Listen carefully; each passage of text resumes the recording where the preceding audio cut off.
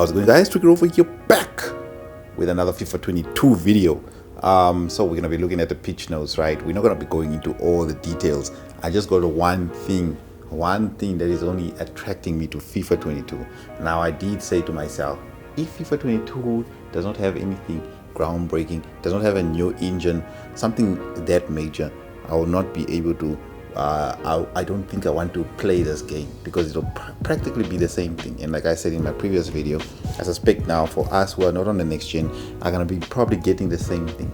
But this one setting alone has me ready to pre-order the game. It's something I've been asking now for 3 years to return, and EA finally heeded my calls, man, and they're gonna be bringing it back. It may be insignificant to some, but for me it's a major deal of what culminates in uneven gameplay, or inconsistent gameplay rather. So let's have a look. So we'll just go through this, and I'll go through the setting that I personally think is major. And imagine, this setting was there before, they just somehow messed it up. So yeah, hello FIFA community, my name is Thomas Kalefi, gameplay producer on FIFA, and today we are diving deep into some of the significant gameplay improvements and changes we've been working on for FIFA 22.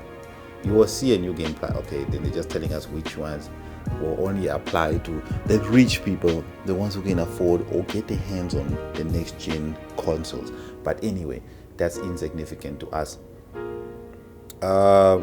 So what I wanted to go through, let me just see if I can find it here on this table of contents. Okay, here's exactly what I was speaking about. So it has to do with the auto switching. Always been a problem. Now, the thing that they added in FIFA 18 was the loose balls instruction alongside the air balls. So basically, when you the game decides that you're gonna auto switch, it auto switches for you for air balls. Now, air balls I don't mind, because if you put on manual, you'll never get your player does not lock onto the ball, leading to your opposition getting free headers into the box. Now I tried all the options this year, including manual. Manual works in outfield when you're defending in situations like that. But when it comes to crosses, you switch to a player who's supposed to be closest to the ball, and it switches to another player who's irrelevant, or it switches to the right player, but the player does not lock onto the ball and it just dives on the spot. So manual does not work. Automatic there's even more issues with that if you put it on full automatic. And as you can see in FIFA 21 currently, these are the only options that we have, and they're insufficient, honestly. All I want to do was air balls. That's the only thing that I want to work on, that I want auto or the automatic switching to work on. Now, as you can see here from what they say, auto switching, in addition to the air balls and loose ball switching options, we added two new options, one for only an air balls and or one for only on loose ball. That is major for me. Auto switching now has 5 different ways to function, including manual and automatics, allowing you to decide what is the most impactful for your switching game.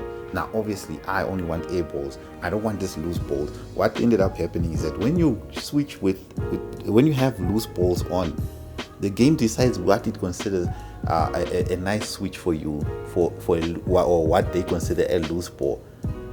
Sometimes a player can, I don't know, like it feels like sometimes a player passes the ball and considers it as a loose ball in the engine's head, and there goes my player out of position. It ends up switching to a player that I had no intentions of switching to, and obviously now I didn't expect it. I put a player out of position, ending up in unnecessary conceding of goals.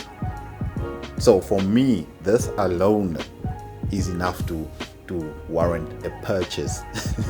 Imagine a feature that was already there, and it's a returning feature. It was already in the game before, but it's new to this engine, I suppose. But it's crazy how EA take out stuff out of the game that actually made sense and add in stuff that is quite annoying.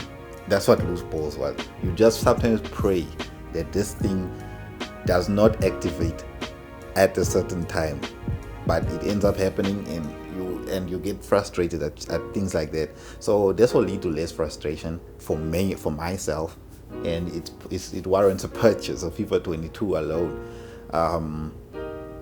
Now, as far as everything else that goes in this pitch notes, I'm hoping it works out. But yeah, everything is sounding good, man. Everything is sounding too good to be true. There's no way all of these features will be to our liking, but EA speak a big game, man. This is what they do every time a new FIFA comes out. They speak a big game, and you just hope they can back it up. You just hope they can back it up. And then there's the other thing is what you call this, the community title updates. They say they're going to be more frequent, and you won't require full game updates in order to tweak certain things that are happening in the game. I hope that will apply. Well, they don't have the new game thingy here, or next gen, whatever they want to call it, icon. So it seems like it will apply to all the FIFAs across the board. So let's hope that is a thing. But for me, like I said, that auto switching, air balls only, you best believe that's what I'm gonna be using. And people, hopefully, the inconsistent gameplay in other regards of how players behave, because you had situations where your players, I don't understand this, right? Your players have a set of attributes and stats, right? So how come your players feel different in certain games to how they should actually function? A player with very high dribbling feels so good on the ball sometimes, and then in other games all of a sudden he's feeling sluggish. That is the inconsistencies I'm talking about, where you can't even turn with that player. It does not make sense. So hopefully inconsistent gameplay will be fixed. But for me, the setting here makes the game, it's gonna make the game a bit more bearable. So that's it from me. If you enjoyed this short little insight from where I am in terms of FIFA 22, please leave a like and subscribe. Until next time, Ricky Rover out. Peace.